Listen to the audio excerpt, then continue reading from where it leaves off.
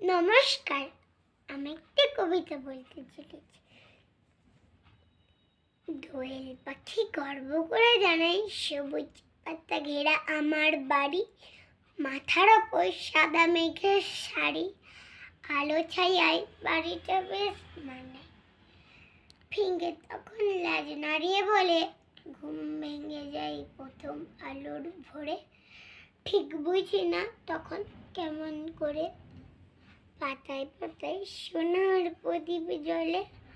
বক্তব্য একই, বাবুই পাখি। বাতাস যখন খেলতে আসে গাছে, বাড়ি আমার দোলনা হয় না। সন্ধেবেলা জ্যোৎস্না গায়ে মাখি, এমনি নানা গল্প গাছে শুনে বেরিয়ে এলো এক বোকা। বলল, তোরা বোকা, ভীষণ বোকা।